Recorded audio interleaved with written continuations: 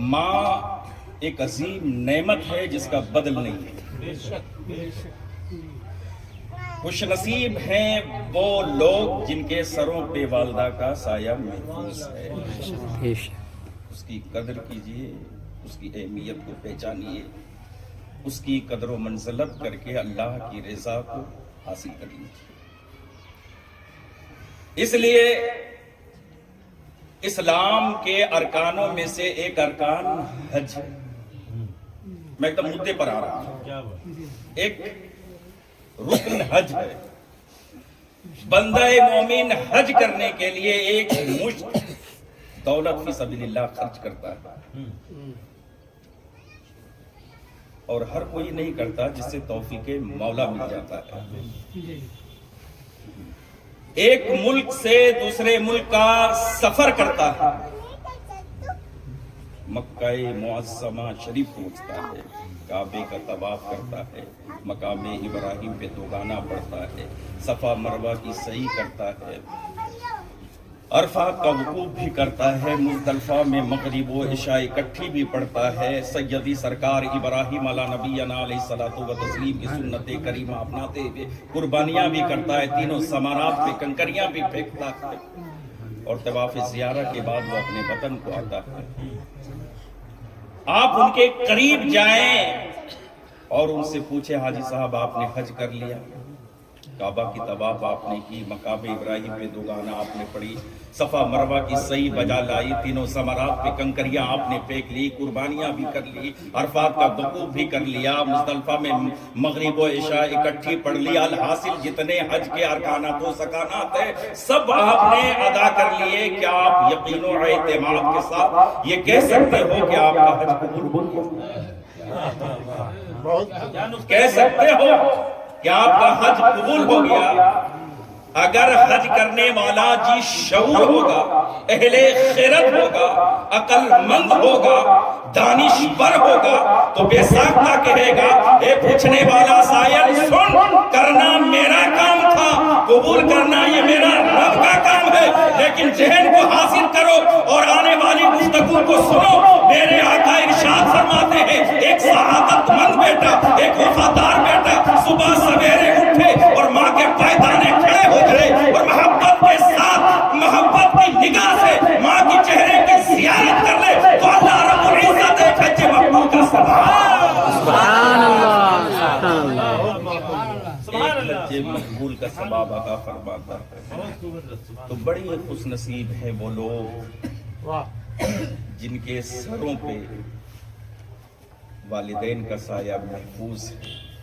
ان کی عزت کرو، ان کی توقیر کرو، ان کے احترام کے اندر اپنی زندگی کو گزارو، ان کی ضروریات کی کفالت کرو، انہیں اپنی ذات سے کوئی تکلیف نہ دو۔ خدا کی قسم وہ اتنی انمول نعمت ہے، جب وہ نگاہوں سے اوجھل ہو جاتی ہے تب احساس ہوتا ہے کہ ہم نے کیا کھویا۔ وہ گھر جس کو آپ نے اپنی کمائی کی آدھا پونجی لگا دی، جس کو ماربل سے سجایا رچایا سب کچھ کیا، وہ گھر بھی تنہائی میں آپ کو کاٹنے کو توڑے گا اپنے والدین کے بغیر۔ اس لیے انہیں اذیت نہ دو، جس چیز کی ضرورت ہے اس کی کفالت کرو۔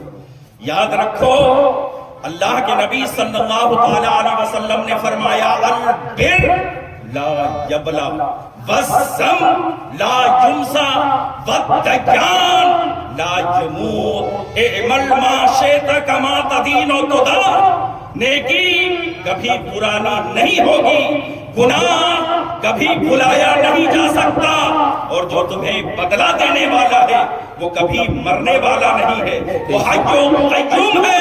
اس نے بڑے بڑے رستم کو مٹی میں ملا دیا، اس نے بڑے بڑے تاجداروں کی قبروں کی نشان مٹا دیا۔ کہاں ہے وہ لوگ جو اپنے حرم میں 700 کنیزیں رکھتے تھے؟ آج ان کے محل کے کھنڈارات میں موجود نہیں ہے۔ اگر تم اپنی دولت کے بلبوتے پر عیاشیاں کرنے نکلے ہو تو تم زیادہ سے زیادہ پتھر کے بیپاری ہو۔ ارے وہ لوگ تو شہنشاہان وقت تھے، وہ لوگ تو تاجدار تھے، وہ لوگ تو بادشاہ تھے، جن کی 700 بیویوں کا سنگھار کا عالم یہ تھا کہ اگر وہ کسی فنکشن میں جاتی تو بالوں بال موتی پروئے جاتے تھے، ان کے بالوں میں انہیں دودھ سے نہلایا جاتا تھا، نہ آج ان کی وہ شان رہی، نہ آج ان کی وہ شوکت رہی، نہ آج ان کا یہ معاملہ رہا۔ اچھی طرح ذہن نشی کر لو، عیاشیاں کرنے والے کو نہ زمین تک ملتی ہے، نہ زمین کے اندر سکون ملتا ہے۔ گناہ کر کے نہ کسی کو عزت ملی ہے، نہ تمہیں مل سکتی ہے۔ اپنی جوانی پہ نہ اترانا، اور اپنی جوانی پہ اترانے والوں، امام غزالی فرماتے ہیں کہ میرے استاد نے ایک نوجوان کو تکبر سے دندناتے چلتے دیکھا۔ استاد نے کہا، اے نوجوان، اس طرح تکبر کسی کو زیبا نہیں دیتا ہے۔ اس نے کہا، آپ مجھے پہچانتے نہیں؟ جوانی کا شباب تھا، بے باک تھا، مالدار باپ کا بیٹا تھا، حسن تھا، دولت تھی، کہنے لگا مجھے اب پہچانتے نہیں؟ امام غزالی کہتے ہیں کہ استاد نے کہا، میں تمہیں بہت اچھی طرح پہچانتا ہوں کہ تم کون ہو۔ تو اس نوجوان نے تکبر امیز لہجے میں کہا، اسے بتائیں کہ میں کون ہوں۔ امام غزالی کہتے ہیں کہ میرے استاد نے کہا، تیری ابتدا پانی کا ناپاک قطرہ ہے اور تیری انتہا قبر کی سڑی ہوئی مٹی ہے۔ میں تمہیں بہت اچھی طرح جانتا ہوں، اور سنو، تمہاری اور میری حقیقت بھی یہی ہے۔ ابتدا پانی کا ناپاک قطرہ ہے، انتہا قبر کی سڑی ہوئی مٹی ہے۔ پھر انسان افضل کیوں ہے، اشرف کیوں ہے؟ تو سنو، اگر دامن میں تقدس ہے، نگاہ میں پاکیزگی ہے، دل میں خوف خدا ہے، اور خدا کو منا لیے تو تم فرشتوں سے افضل قرار دیے گئے، اور خدا کو نہ منا سکے، ان کو ناراض کر دیے تو تم جانور سے بدترین قرار۔ اس ناپاک قطرے کو عزت ملتی ہے تو خشیت ربانی سے، اس ناپاک قطرے کو عروج ملتا ہے تو خدا کو منا لینے سے، اور جب کوئی خدا کو منا لیتا ہے تو اس کی شان کیا ہو جاتی ہے۔ اعلیٰ حضرت فرماتے ہیں، سلطان العارفین حضرت بایزید بسطامی رحمۃ اللہ علیہ اپنے گھر کے اندر، اپنی خانقاہ میں گھٹنوں کے بل کھڑے ہیں، آسمان کی طرف دیکھ کر رو رہے ہیں اور آنکھوں سے خون کے آنسو جاری ہیں۔ رونا تو یہی ہے کہ انسان سب کو پہچاننے چلا، وہ اپنے آپ کو نہیں پہچانتا۔ انسان اگر اپنے آپ کو پہچان لینا، پھر خدا کو پہچان لے گا۔ انسان اس کو یہ کر رہا ہے، وہ کر رہا ہے، تم کیا کر رہے ہو؟ تمہیں اپنی آخرت میں خود جواب دینا۔ قرآن کہتا ہے، یا ایھا الذین آمنوا قوا علیکم انفسکم، تمہیں اپنی آخرت میں خود جواب دینا ہے۔ اور جب اپنے تو دل کی اس دنیا کو آباد کر لے، دل سے کینے کو نکال دے، حسد کو نکال دے، تو یہ تیرا چھوٹا سا دل کتنا قیمتی ہے، ذرا سن تو صحیح۔ اعلیٰ حضرت فرماتے ہیں کہ سلطان العارفین حضرت بایزید بسطامی گھٹنوں کے بل آسمان کی طرف دیکھ کر رو رہے ہیں اور آنکھوں سے خون کے آنسو جاری ہیں۔ آج ہماری آنکھوں سے پانی کے لیے آنسو نہیں نکلتا، سب کے لیے رو رہے ہیں، کبھی رب کے لیے رونا نہیں سیکھا۔ یہ مکار دنیا نہ کسی کی ہوئی ہے نہ اپنی ہوگی۔ امام فرماتے، شہد دکھائی، زہر ملائی، قاتل ڈائی، شوہر کچھ، اس مردار پہ کیا لالچایا، دنیا دیکھی۔ سلطان العارفین کا مرید آپ کے خانقے میں پہنچا تو پیر و مرشد کو گھٹنے کے بل آسمان کی طرف دیکھ کر خون کے آنسوؤں میں روتا ہوا پایا۔ گھبرا کر عرض کی، حضور آپ رو رہے ہیں، آنکھوں سے خون کے آنسو بہ رہے ہیں۔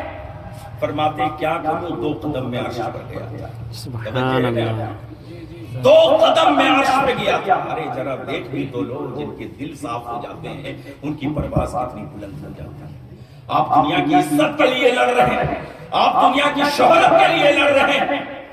یہ دنیا کی عزت تو اشتہار ہے، خاک ہے، اس کو پیروں تلے کچل دو، دلوں کی دنیا کو صاف کر لو، انشاءاللہ پرواز عرش تک بلند ہو جائے گا۔ فرماتے 2 قدم میں عرش پر گیا، اور جب میں عرش پہ گیا تو عرش سے مل کر محسوس کیا کہ عرش بے چین ہے، عرش بے قرار ہے، اور ایسے بے قرار ہے عرش جیسے جنگل میں پیاسا بھیڑیا پانی کے لیے بے قرار ہوتا ہے، پانی کے لیے بے چین ہوتا ہے۔ میں نے عرش سے کہا، اے عرش تو بے چین کیوں ہے، تو بے قرار کیوں ہے؟ تو عرش ایک سر داغ کھینچ کر کہتا ہے جس خدا کی تلاش میں تم یہاں تک آئے ہو اس خدا کو میں بھی ڈھونڈ رہا ہوں، اس کو میں بھی تلاشنا ہوں کہ تم کہاں ہے۔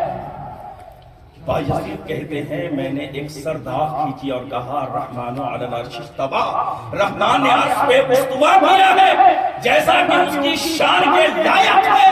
میں وہ پتا پا کر یہاں پایا تو تجھے بھی بے چین اور بے قرار پایا۔ بایزید کہتے او میرے مرید، آنکھ سے خون کے آنسو اس لیے جاری ہے کہ جب میں نے عرش سے کہا کہ تو بے چین کیوں ہے، تو بے قرار کیوں ہے، تو عرش ایک سر داغ کھینچ کر کہتا ہے کیا کروں، جس خدا کی تلاش میں تم یہاں تک آئے ہو، جب میں خدا سے کہتا ہوں کہ میں تجھے کہاں ڈھونڈوں، میں تجھے کہاں تلاشوں، تو مجھ سے کہا جاتا ہے کہ اگر مجھے ڈھونڈنا ہے تو بایزید کے دل میں جا کر ڈھونڈو، مجھے وہیں پر پا۔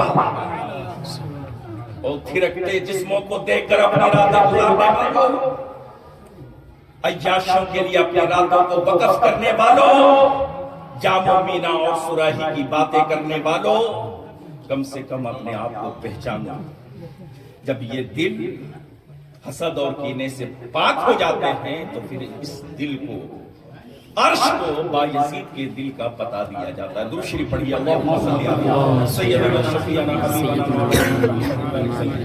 صلو علیہ السلام علیہ یا رسول اللہ صلی اللہ علیہ وسلم وقل رب ارحمہما کما ربیانی صغیرا۔ اللہ عز و جل اپنے حبیب کو حکم درا محبوب آپ فرما دیجئے اپنے چاہنے والوں سے، اپنے ماننے والوں سے یا کلمہ پڑھنے والوں سے کہ رب کی بارگاہ میں اپنے ہاتھوں کو دراز کریں اور دعا کرے مولا تم ان دونوں پہ رحم فرما جیسا کہ ان دونوں نے میرے بچپنے پہ ترس کھاتے ہوئے رہا۔ صدر الافاضل مولانا نعیم الدین مراد آبادی علیہ رحمت و رحمان اپنے شہرائے افاق تصنیف خزائن العرفان میں فرماتے ہیں کہ ماں کی خدمتوں کا جزا کوئی شے نہیں بن سکتی، اس لیے مزید اللہ کی بارگاہ میں دعا کریں مولا میری خدمتیں، میری بھلائیاں، میری ساری چیزیں ان کی خدمتوں کی جزا نہیں ہو سکتی، مولا تو ہی ان پر رحم فرما، تو ہی ان کا